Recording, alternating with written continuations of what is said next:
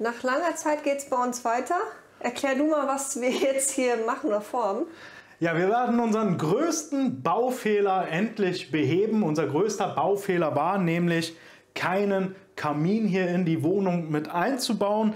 Und das Ganze ist jetzt zu 50% schon behoben, denn der Kamin steht ja jetzt schon hier. Und jetzt geht es natürlich hier an den Anschluss.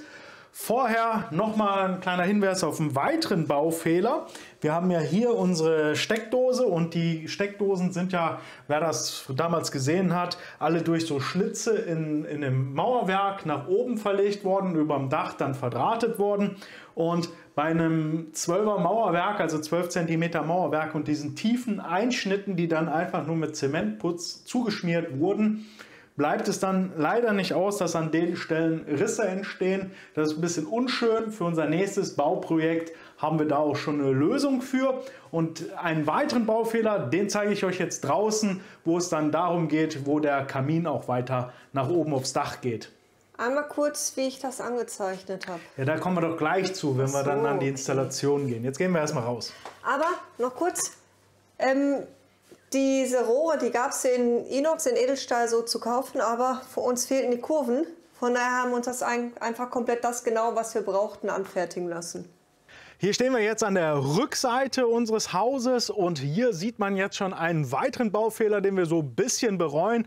Denn wir haben damals gesagt, die Rückseite, dadurch, dass hier ja später noch mal was angebaut werden soll, braucht nicht schön gemauert werden. Also die haben hier die Fugen nicht ausgekratzt. Man sieht hier den Beton und alles an der Wand runterlaufen. Das würden wir so auch nicht mehr machen. Wir würden die Wand auch schön machen lassen.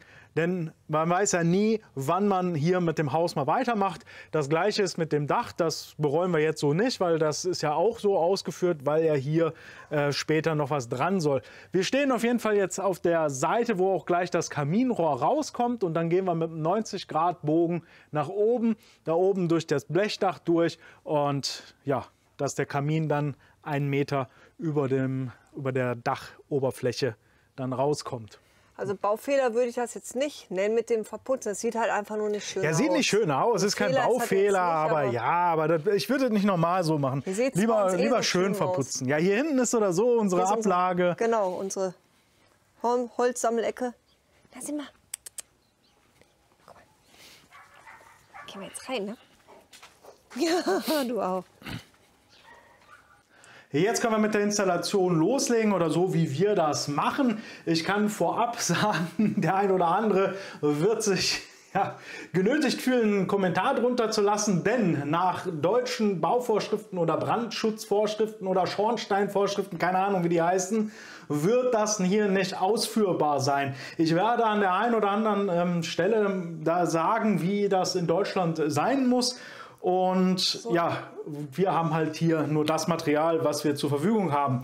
Und es gab halt einen Originalanschluss, den hätte man aber nur gerade aus dem Dach raus nach oben führen können. Und ich wollte hier nicht durch diese Schaumplatten gehen, diese Panelplatten, weil das Loch kriege ich später schwerer zu als die Außenwand. Da kann ich einfach zuputzen, denn wir werden ja hier nicht auf ewig wohnen bleiben, sondern wir haben ja ein anderes Projekt vor und da kommt dann der Kamin mit irgendwann mal. Aber solange muss das Provisorium jetzt hier halten.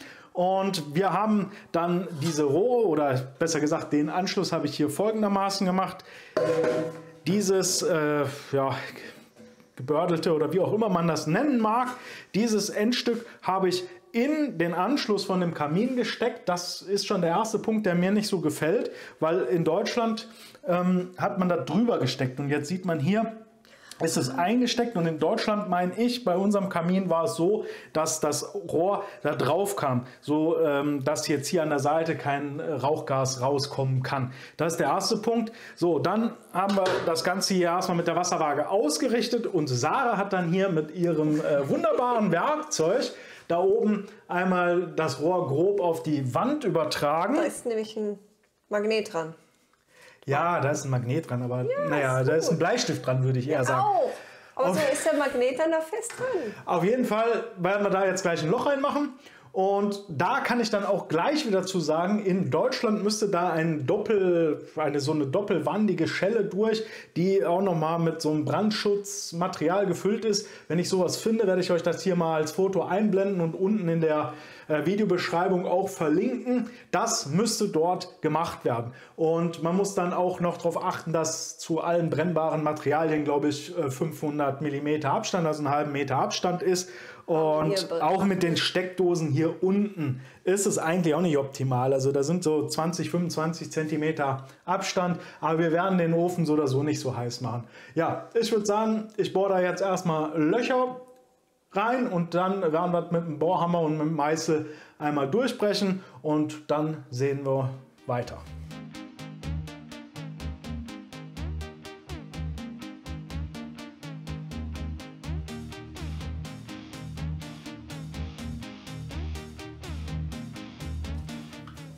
Und jetzt mit dem großen Bohrer.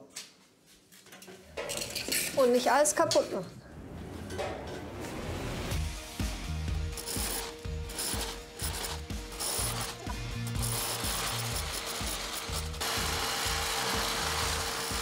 Kleines Zwischenergebnis, also wir haben erst mit dem kleinen Bohrer vorgebohrt, mit dem großen Bohrer nachgebohrt. Der war ein bisschen zu lang, aber egal, hat trotzdem geklappt, so sieht es aus. Den Rest machen wir gleich mit dem Meißel und Sarah macht jetzt noch eben den Staubsaugerfilter sauber, weil ja, ihr seht ja hier, trotz des ganzen Gesaugens hat hier einiges an Staub doch noch den Weg in die Wohnung gefunden.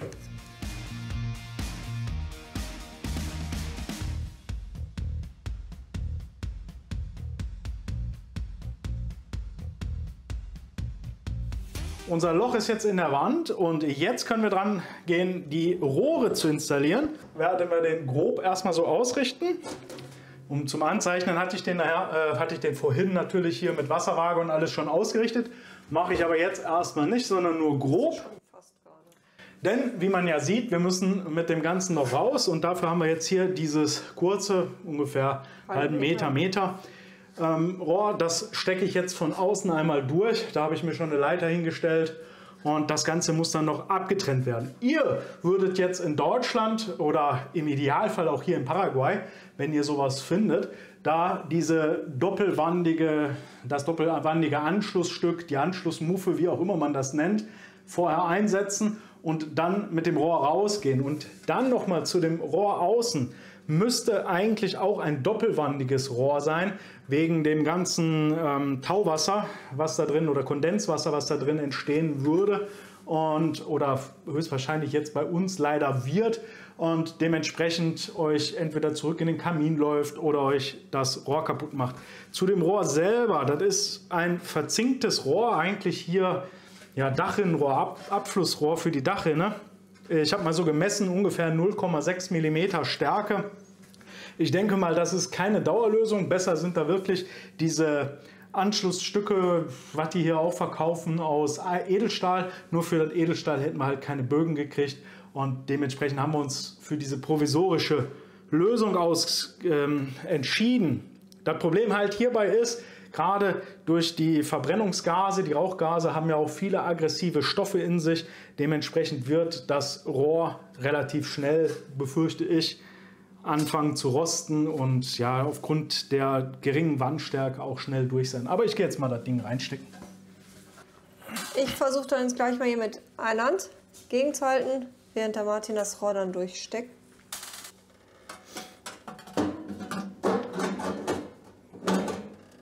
Nee. Irgendwie passt das gar nicht.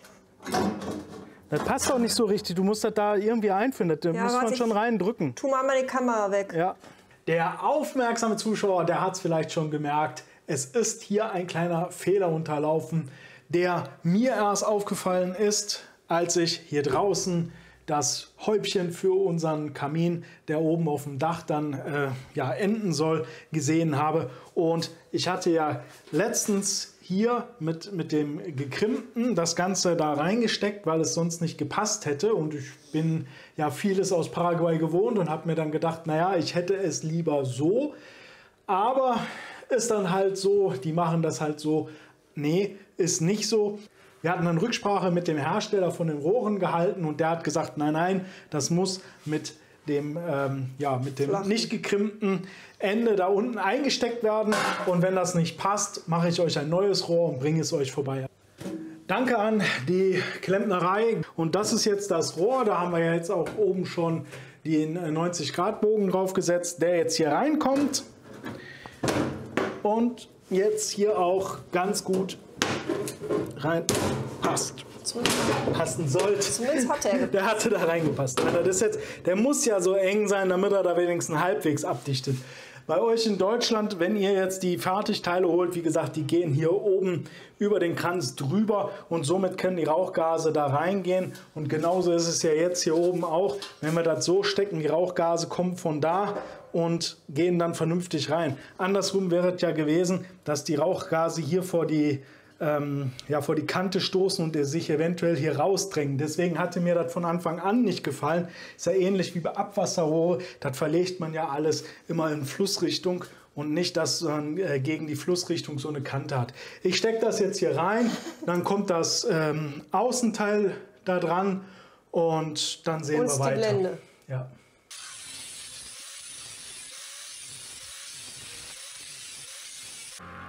So sieht das gekürzte Rohr jetzt aus, was da rauskommt. Sarah macht jetzt da die Mauer ein bisschen nass, damit sie da gleich verputzen kann. Und da drüben, wo jetzt bald unser neues Mietshaus hinkommt, also auf unserer Seite des Zauns, die Nachbarn sind gerade dabei und schneiden das Grundstück frei. Und dementsprechend ist es ein bisschen laut. Naja, spritzt so ein bisschen da rein. Eine Mauer muss natürlich vorm Verputzen, Verspachteln oder so immer gewässert werden, damit einfach der Putz oder generell das Material, Gips, was auch immer ihr nehmt, dann vernünftig da hält. Also ihr in Deutschland würdet da jetzt auch einen speziellen feuerfesten Mörtel nehmen oder wie auch immer der heißt. Ich gucke mal, wie gesagt, ich blende euch die Sachen ein und verlinke euch die auch unten. Wir nehmen das, was wir haben, und wir haben im Moment so ein bisschen so ein Zementputz, so eine Art, und damit machen wir das gleich zu.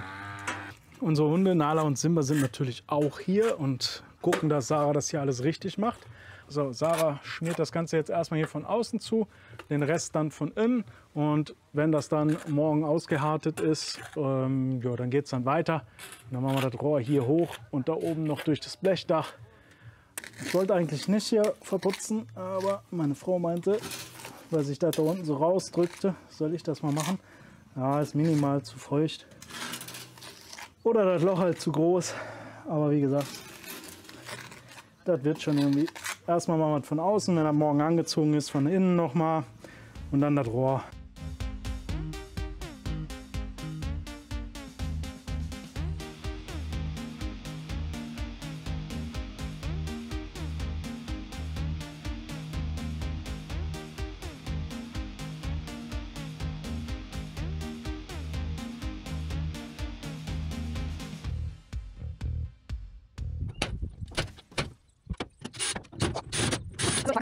Ich bin jetzt auf dem Dach und wie ihr hinter mir sehen könnt, und die Leute, die uns schon länger folgen und gesehen haben, wie wir hier dieses Dach gemacht haben, sehen jetzt, wie sich hier das alles so verändert hat. Es ist viel mehr dazugekommen. Da hinten in dem Bereich haben wir jetzt gerade Zäune gezogen. Da haben wir auch noch 3 Grundstücke. Da wird gerade ein neues Haus gebaut, und auch in die Richtung hier ist es voll geworden, und auch da haben wir Nachbarn bekommen. Das Haus ist auch fast fertig.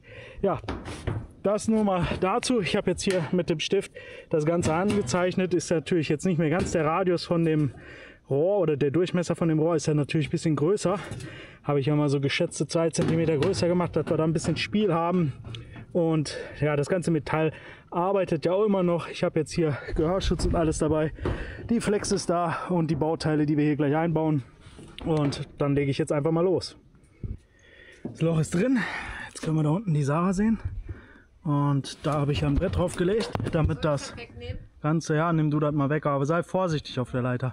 Und das Ganze, ja, die Bohrspäne und die ganzen Quarkzeug da halt nicht in das Rohr reinfällt. So, jetzt können wir Sarah ohne Gleichgewichtssinn sehen, wie sie da hochgeht. Lass mal, ich lege mich hier hin und dann komme ich hier auch durch. Nun sollte das Jetzt bin ich doch fast da. Schmeiß runter. klappen. So. Alles schwer hier filmen und Dings machen. So, jetzt kann ich natürlich hier das große Rohr drauf stecken und danach kommt, besser gesagt, diese Abdeckung noch drauf. Das dichte ich dann gleich noch ab mit der Asphaltfolie, die ich natürlich unten vergessen habe. Jo, und ja, das kriege ich jetzt nicht gefilmt. So sieht das Ganze jetzt aus. Ich hatte da gerade erst mit der kurzen Seite da, jetzt habe ich es mit der langen Seite so hingelegt. Ist glaube ich auch völlig egal. Also dieses Loch hier hatte ich so oder so. Das ist ja auch, die sind ja auch nicht wirklich rund, die Dinger. Und wenn man jetzt hier runter guckt, sieht man wahrscheinlich auf der Kamera auch Licht, ja. Und das ist natürlich alles so eine Sache. Da bin ich noch nicht ganz zufrieden. Aber ich habe auf jeden Fall hier gerade noch mal diese ganzen Späne vom Schneiden weggeblasen und damit das ganze Verzinkte hier so halbwegs überlebt. Normalerweise hätte man die Schnittkanten und alles jetzt noch mal mit so einem Zinkspray nachsprayen müssen. Egal, jetzt räume ich hier erstmal wieder alles weg.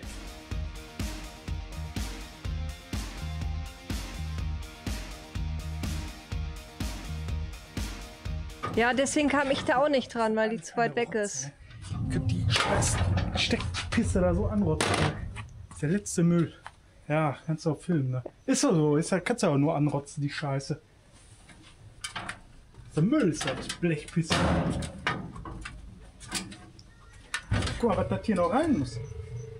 Ich weiß, da oben auch. Da oben drauf kloppen und so, aber dann geht das ja, dann hat da alles gewackelt schon. Ja. Bricht dir die Scheiße da wieder raus. So, da fehlt ein Stück, das ich von unten gegenhalten kann. Ich komme da nicht dran.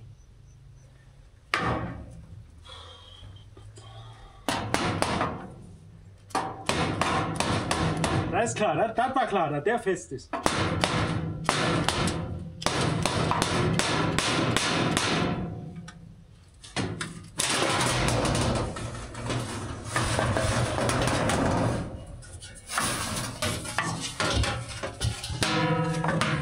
Vorsicht.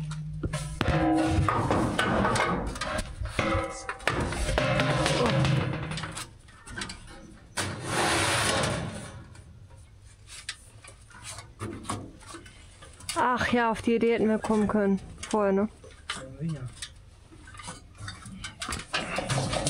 Kack ab hier, ey.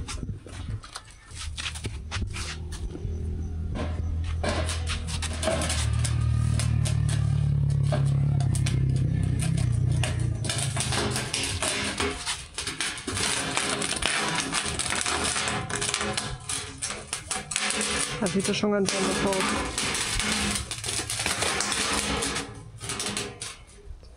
Und einen Tick zu dir nochmal ziehen hat. Minimal schief.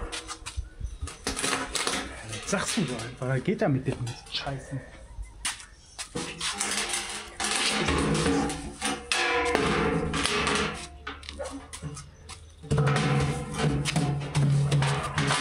Jetzt machst du das wieder locker.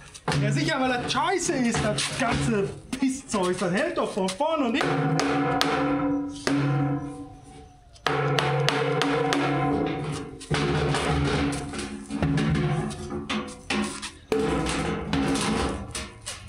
Sieht relativ gerade aus. Oder sieht gerade aus. Relativ geht der Scheiß auch, glaube ich, gar nicht.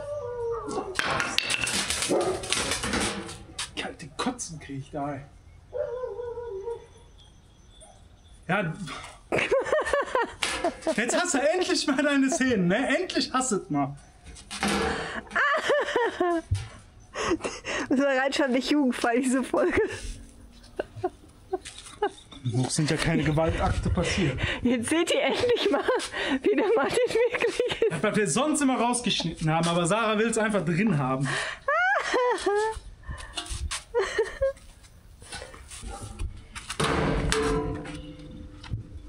Ich kann jetzt gerade schwer filmen.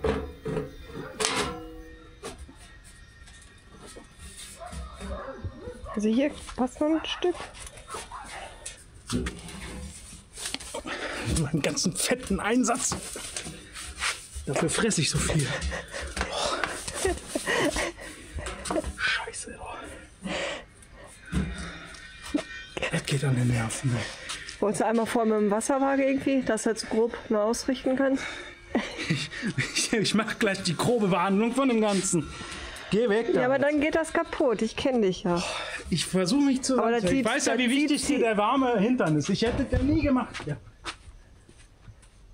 Ich habe gesagt, lass einbauen. ja, da hätte ja nichts geändert. Wäre ja trotzdem Regenrinne gewesen. Als Regenrinne ist das Zeug super, aber für das hier ist das nichts.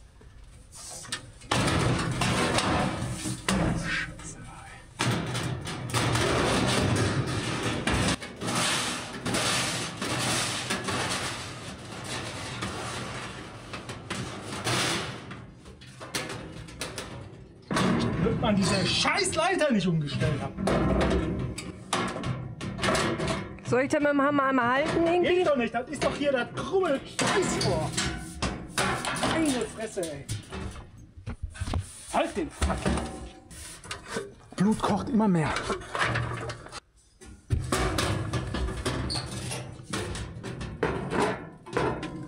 Jetzt kommt die Scheiße innen wieder raus.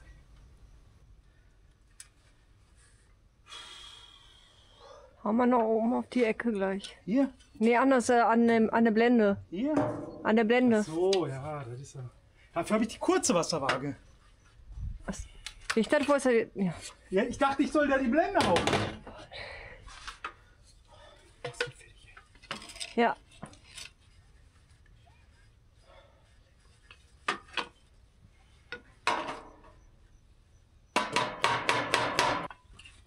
Boah, das geht. Ah, Schatz, Was? wenn du lachst, ist das nicht ganz so schlimm, wie wenn du schreist. Ich kann Oder? aber schreien. Ich glaube, ich lasse jetzt immer die Kamera an. Dann.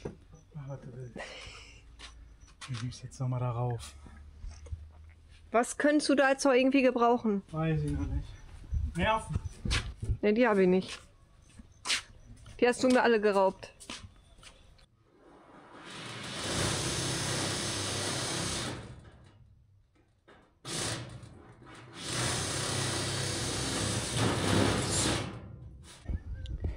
So sieht das Ganze jetzt aus. Ich habe das Blech hier einmal, das Rohr da dran festgemacht und hier auch auf dem Dach nochmal festgemacht, damit das Ganze hier, naja, trotzdem bewegt es sich. Hier ist immer noch die Problematik, obwohl ich ja jetzt mit meinem ganzen Gewicht drauf gehangen habe, kann man immer noch Licht sehen. Das gefällt mir natürlich nicht. Auch hier, das liegt natürlich daran, dass das Rohr nicht hundertprozentig gerade ist. Aber da kommt jetzt Asphaltfolie drum, diese zum Verkleben. Und dann sollte das auch halbwegs dicht sein. Hier ist ja so oder so nicht das Dach drunter, nur könnte natürlich das Tropfwasser unterm Dach lang laufen, wäre natürlich auch doof. Deswegen alles schön mit Asphaltfolie abdichten und dann machen wir gleich das Häubchen drauf. So sieht das Ganze jetzt aus. Ich habe auch jetzt erstmal keine Lust mehr und ja, aber erstmal, ja, hätte man noch schöner umsetzen können, ja, also, aber schauen wir mal. Vielleicht gibt es einen Sonnenuntergang. Das ist was für ein Arsch. Oh, dieses Scheiß. Schreibt man Scheiße. Einmal eine Bier näher.